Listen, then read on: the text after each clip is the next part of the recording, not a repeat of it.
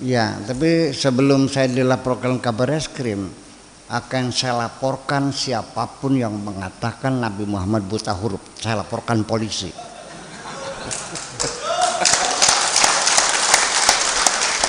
Karena ini menghina Nabi saya.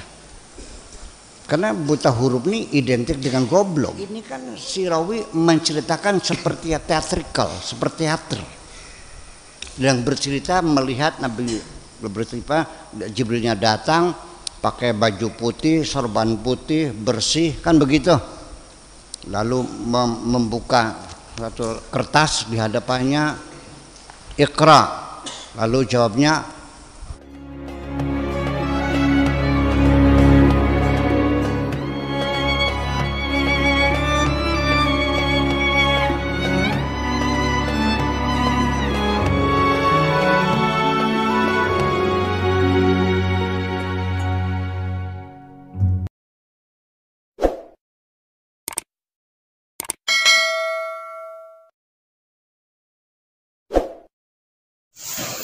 Assalamualaikum warahmatullahi wabarakatuh.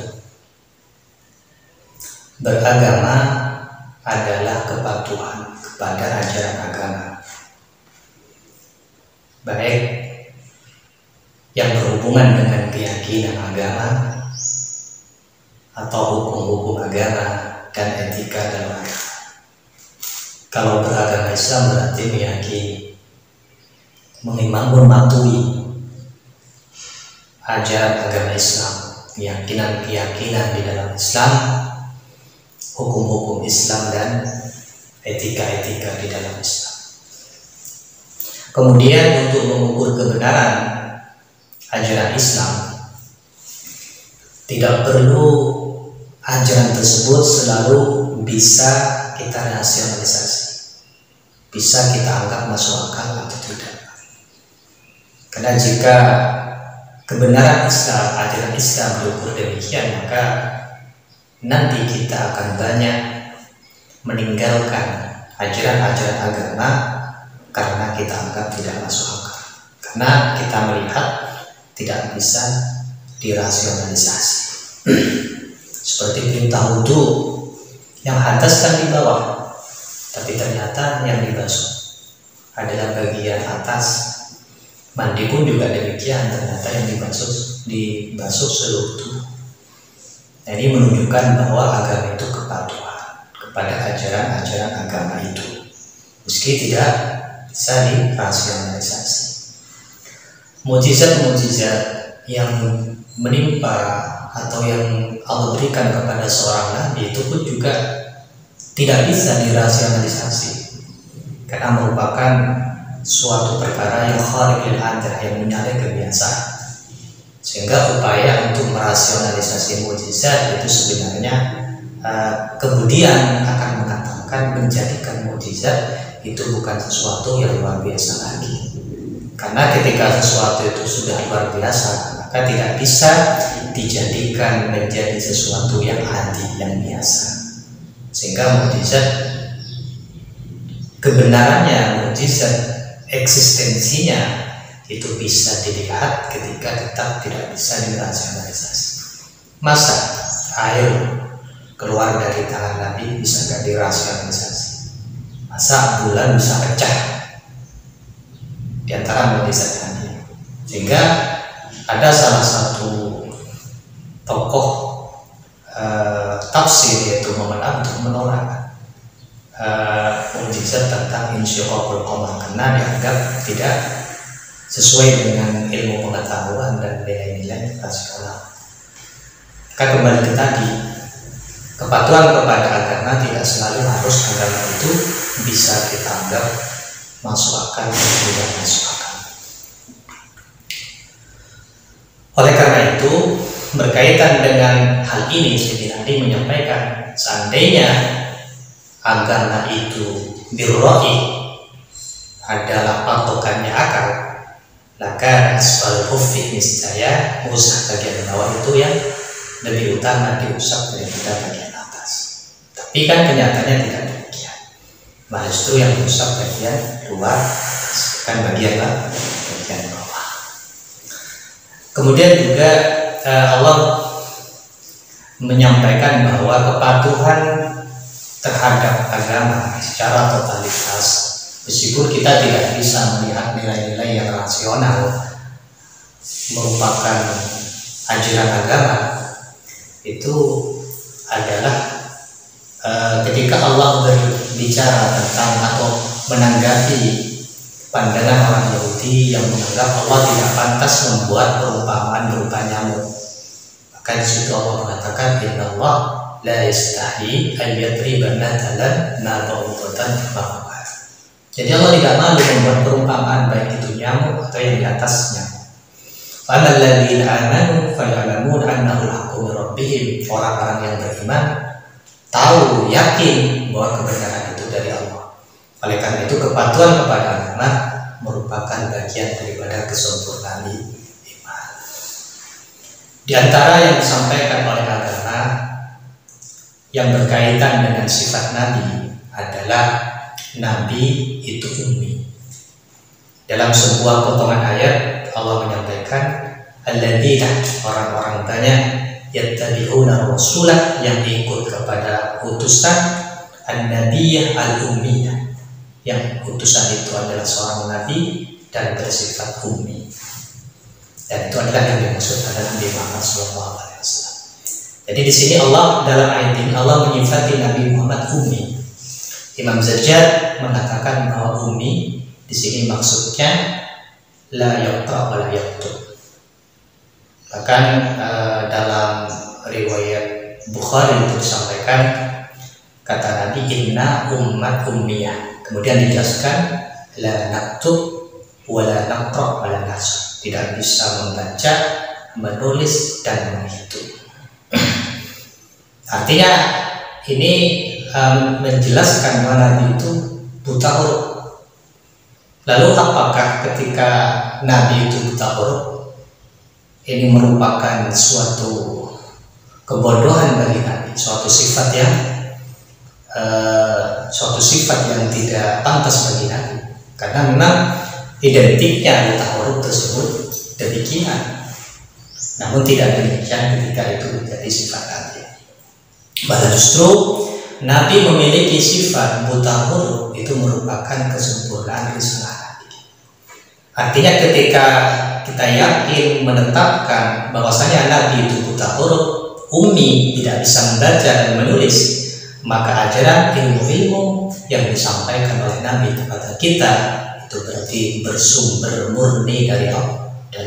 Sehingga tuduhan Nabi misalkan membaca dari orang Yahudi, pendeta Tahiro, kemudian Waraqah bin Nufail, atau membaca secara langsung kitab Perjanjian Lama dan Perjanjian Baru, itu tidak bisa dibenarkan. Nah, ini berarti buta huruf bagi Nabi itu merupakan kesempurnaan, bukan sebuah kekurangan. Apalagi kita yang menyifati dianggap melecehkan Nabi karena kita mengatakan Nabi buta huruf, Nabi tidak bisa membaca dan tidak bisa menulis.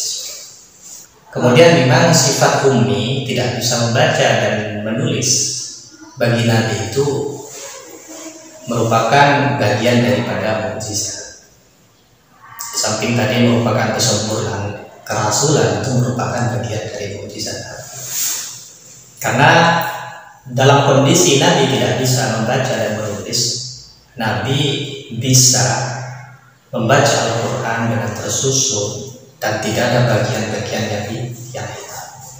Beda dengan misalkan kita ketika berkhutbah, maka ketika kita gemetar, gugup, maka ketika mengulang bacaan kita maka akan banyak ada bagian-bagian yang hilang. Namun Nabi tidak demikian. Ketika Nabi membaca Al-Quran, maka Nabi bisa membaca dengan tertib, tersusun, tanpa ada yang kurang, bahkan tidak ada penambahan. Itu adalah bukti bahwa ummi ini merupakan kemukjizatan bagi Nabi. Selanjutnya juga belajar membaca dan menulis untuk tidak menjadi buta huruf itu bukan sesuatu yang sulit. Orang yang sedikit saja punya kecerdasan maka sudah bisa membaca dan bisa menulis. Sehingga untuk sosok seorang Nabi kemudian kita anggap bodoh karena tidak bisa membaca dan menulis, itu merupakan sesuatu malah justru yang tidak masuk akal. Malah justru memang karena ada sesuatu. Kenapa Nabi tidak bisa menulis dan tidak bisa membaca? Di mana salah satunya adalah karena untuk menghindari tuhmat bahwa ajaran-ajaran Nabi Al-Quran itu merupakan hasil dari belajar Nabi terhadap kitab-kitab perjanjian baru atau perjanjian lama. Sehingga kembali ke tadi, menyifati Nabi dengan bisa membaca dan tidak bisa membaca dan tidak bisa menulis bukan suatu kebodohan, bukan suatu penghinaan kepada Nabi.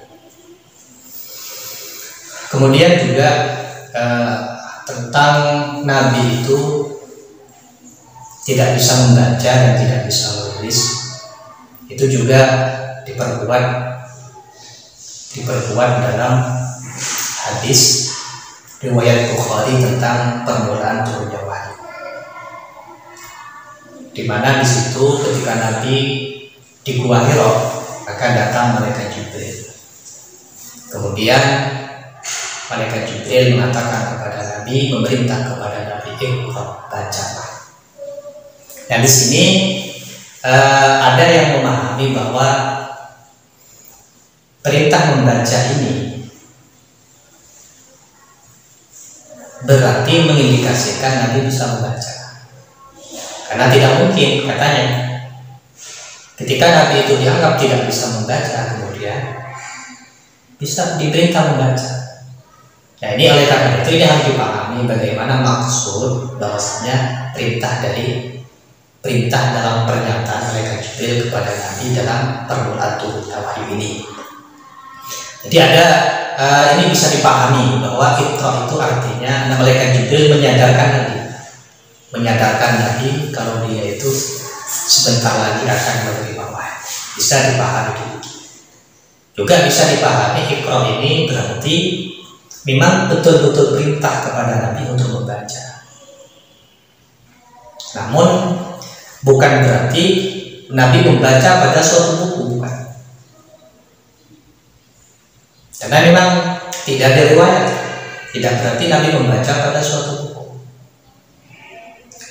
Malah justru di sini maksudnya membaca sesuatu yang nanti akan diimla, akan disampaikan oleh malaikat Jibril. Oleh karena itu dalam riwayat lain ada bahasa kaifa, bagaimana saya akan membaca. Bukan makna biqari tapi kaifa. Kemudian juga di riwayat lain apa yang akan saya baca. Jadi berarti perintah membaca ini bisa dipahami memang Allah bahwa malaikat Jibril itu menyuruh membaca, namun bukan membaca di suatu kertas. Bukan membaca di suatu kertas. Sehingga kemudian kalau ada anggapan bahwasanya Nabi itu membaca di suatu kertas dan menyebutkan itu merupakan suatu ayat, saya kira itu tidak pernah ditemukan ada riwayat ketika malaikat Jibril datang kepada Nabi, kemudian malaikat Jibril itu membawa kertas dan menyuruh Nabi membaca Al-Quran di kertas. Tidak demikian. Karena juga secara rasional tentunya tidak hanya Iqra bismi rabbikal ladzi khalaq sampai Al-Qalam saja yang suruh dibaca. Bisa jadi itu dibaca lebih daripada itu. Jadi tidak ada riwayat saya kira yang kemudian malaikat Jibril itu membawa kertas agar Nabi membaca di suatu kertas. Sehingga dengan misalkan ada riwayat demikian, maka bisa dipertanyakan bagaimana mungkin membaca di kertas, pada saat itu kertas belum ada. Nah, riwayat yang sahih dalam Bukhari itu tidak menyifati bahwa perintah membaca itu adalah membaca kepada suatu kertas. Namun di situ maksudnya membaca apa yang akan disampaikan oleh malaikat Jibril nanti kepada Nabi. Artinya berarti di situ tidak ada masalah memerintah sesuatu yang pada saat itu belum bisa, namun kemudian dia akan bisa setelah diimla, didikte oleh malaikat Jibril, maka Nabi bisa membaca apa yang didiktekan malaikat Jibril kepada Nabi. Maka kemudian Iqra bismi rabbikal ladzi khalaq, khalaqal insana alaq ila ma lam ya'lam. Jadi riwayat yang sahih demikian. Kemudian juga dalam riwayat sahih ini tidak ada penyifatan terhadap malaikat Jibril yang berkaitan dengan pakaian yang dipakai oleh malaikat Jibril. Tidak ada. Hatta ja'ahul malak, hingga datang malaikat. Maqala, kemudian berkata kepada Nabi, Iqra, tidak ada sifat. Hingga misalkan ada pernyataan malaikat Jibril pakai sorban atau bagaimana, itu pernyataan itu kalau memang hadis perlu dikoreksi hadis. Jadi malaikat Jibril pakai sorban ada. Bahkan kemudian dalam riwayat ketika fatrah wahyu, yaitu turunnya ya ayyuhal mudzatsir, maka Nabi mengatakan bahwasanya saya telah melihat malaikat yang saya lihat ketika waktu di Gua Hira. Hanya seperti itu Nabi menyifati malaikat Jibril. Tidak ada sifat-sifat yang detail, apalagi mengatakan malaikat Jibril pakai sorban dan lain sebagainya. Dan itu tidak bisa.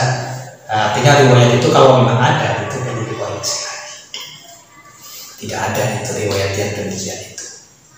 Sehingga kembali kepada riwayat ini, di situ hanya malaikat Jibril datang, kemudian menyampaikan kepada memerintah Nabi membaca, dan dikatakan ma ada di korek, ma itu nafi ya, saya la uqsim al-qiraah, tidak bagus di dalam membaca, bisa diartikan maka ada di korek. Sebenarnya saya dan anak korek, saya bukan orang yang bisa membaca. Bisa juga diartikan. Sehingga ini juga bisa dijadikan, justru ya, bisa dijadikan dalil bahwa Nabi itu memang tidak bisa membaca. Alias Nabi itu punya sifat mungkin. Demikian saja. Assalamualaikum warahmatullahi wabarakatuh.